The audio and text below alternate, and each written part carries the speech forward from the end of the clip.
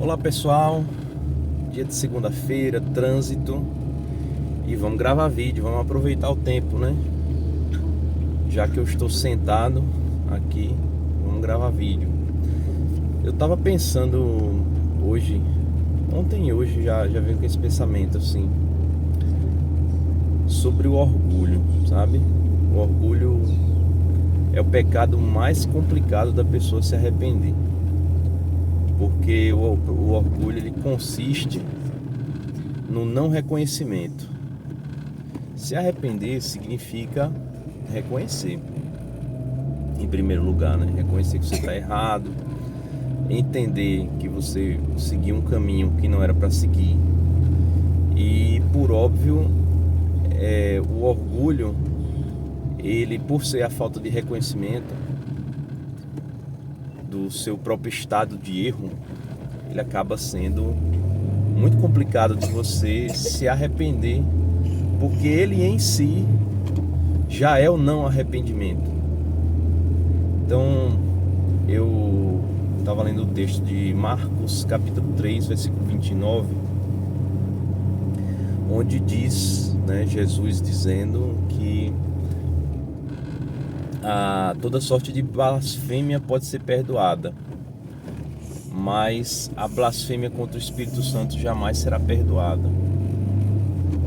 Uma vez que na teologia bíblica do Novo Testamento o Espírito Santo é aquele responsável por convencer o homem do pecado, uma vez que você rejeita ser convencido, você está incorrendo em orgulho. Você acredita que você está certo. Você não precisa ser convencido de nada, já que você está certo. Então, esse é o princípio do orgulho em atuação. Uma vez que você não aceita ser convencido a ponto de abrir a tua boca, né? E isso foi exatamente o que os fariseus fizeram, né? Abriram a boca deles para falar do que o coração estava cheio e blasfemaram. Ali eles estavam exatamente incorrendo no orgulho, ao não aceitar, ao não reconhecer aquele espírito que estava atuando em Jesus, né? E ao invés de reconhecer como Espírito de Deus, como Espírito Santo, eles assemelharam a Satanás, né? E eles dizem: olha, esse espírito que está atuando em Jesus é o espírito de Belzebu. Aí depois que Jesus dá toda aquela explicação, né, que Satanás não expulsaria Satanás, ele fala essa questão da blasfêmia contra o Espírito Santo e que não haveria possibilidade de ser perdoada, porque isso é exatamente o não arrependimento. Que o orgulho ele leva ao não arrependimento. Esse é o problema. Quando você incorre em certos erros, você mente, por exemplo. Se a gente solta uma mentira, no mesmo momento a gente já entendeu que mentiu. Você não nega a si próprio isso. Quando você incorre num pecado sexual, na mesma hora você já entendeu, né? Então são mais reconhecíveis esses pecados, né? São mais reconhecíveis. Tem alguns que são mais difíceis de reconhecer. O orgulho em si, ele já é o não reconhecimento. E quando você tem uma atitude orgulhosa ou uma diretriz orgulhosa no coração, isso já implica em não reconhecer e não confessar. A palavra confessar, pelo menos nos textos que eu me lembro, os mais importantes, né, de confessar a Cristo, de confessar os pecados, geralmente é traduzida como do grego homologeu. É uma palavra usada em português, homologar também, né? Que é dar o devido reconhecimento dar um ok, vamos dizer assim. Não, é um termo muito usado no jurídico até, homologar, né? Então, confessar significa dizer o mesmo, né? Se fosse trazer aí para o pé da letra, dizer o mesmo. Ou seja, dizer como Deus diz, falar como Ele fala. Ou seja, em outras palavras, se Deus diz que algo é mal, você diz que é mal também, mesmo que tenha sido você que cometeu, mesmo que tenha sido eu que cometi. Então eu estou dizendo o mesmo que Deus disse.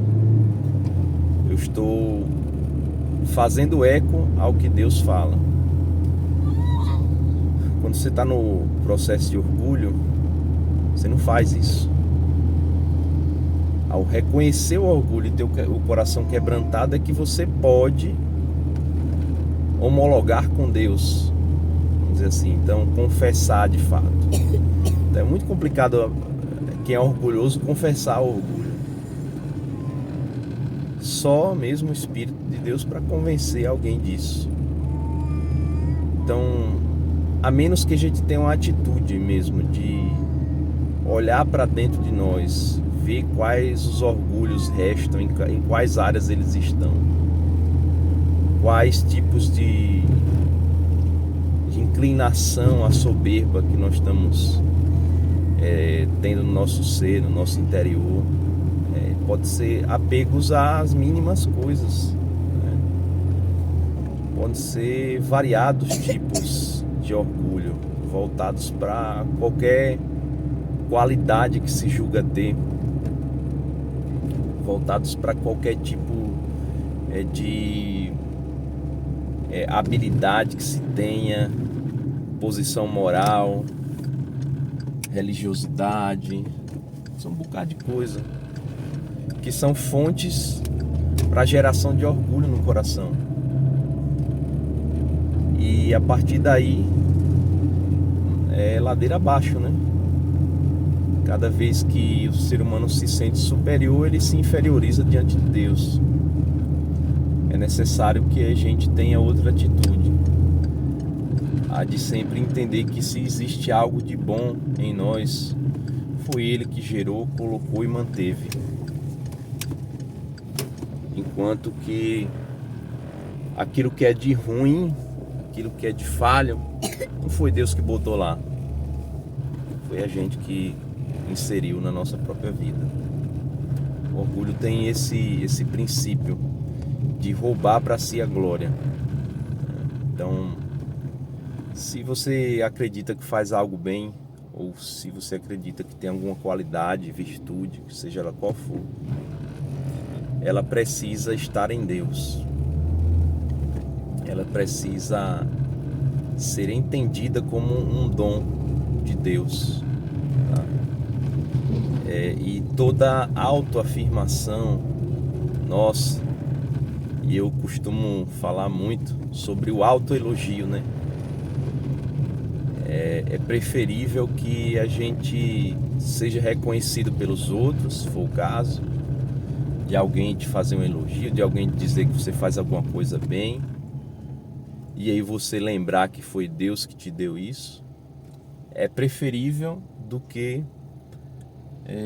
você ficar falando das suas próprias boas práticas, qualidades, habilidades, porque isso geralmente me parece uma declaração, mesmo que inconsciente, de orgulho, entendeu? Até para você declarar qualidades cristãs em si mesmo. Então,